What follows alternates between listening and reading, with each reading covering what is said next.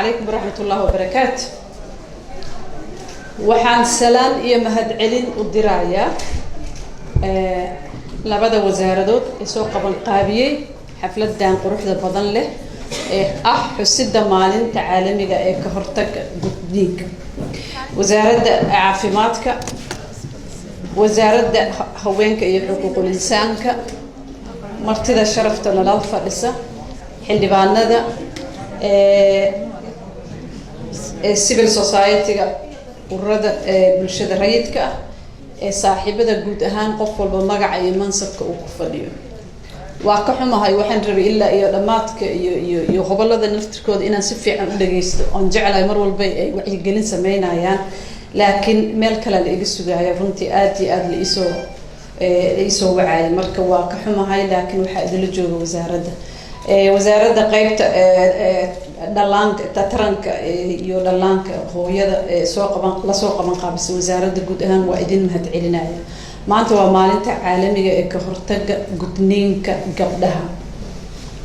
marar badan aan isu sheegnay ma aha wax nagu cusub laakiin inaan ku celcelinno waa maalin loo asteeyay sababta loogu asteeyayna waxay tahay wadamo badan ayuu ilaa iyo al'aana ka jira gudniinka oo si aad xawli waliba mararka qaarkood ugu socda ha u badnaato Afrika iyo bariga dhexe waa xuquuqdii haweenka xuquuqdii cunugta yareed ee la gudaayay waxyaalo badan oo asaasi ah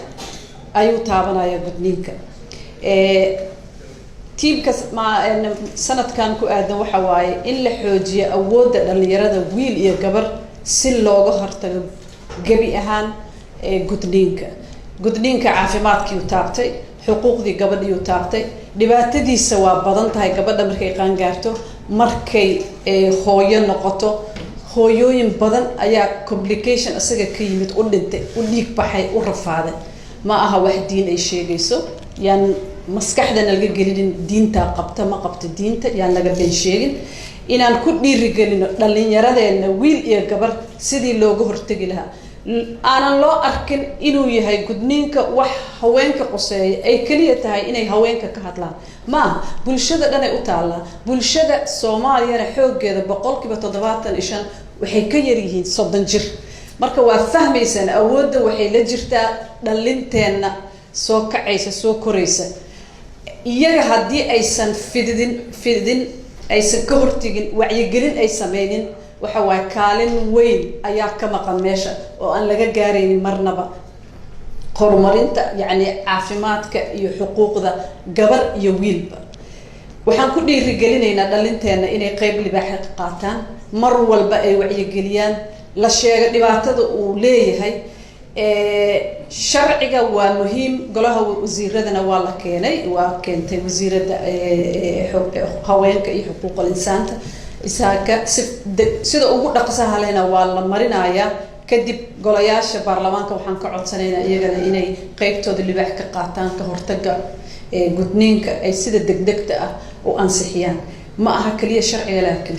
qof dadkii waa bulshada waa in la diyaariyaa qofkii aanan garanaynin looga sheekeeyo dhibaatada uu leeyahay diinta waxay ka qabto waxaysan ka qabin yani dhibaatada waa loo jeedaa mararka qaarkood laakiin dhaqan raagay caado raagtay dhibkeeday leedahay oo foolxun marka waxaan isku wada waadinaynaa aan ku dardaarmaynaa in si aan uga hortagno aan wada jir u wajahno arrinkan aad u foolxun oo bulshadeena dhibka ku hayo waa mahadsantihiin insha Allah tacaala waa soo noqon doona aad u mahadsantihiin waxaan noo furay xafladii inay sii socoto insha Allah tacaala waa mahadsantihiin salaamu alaykum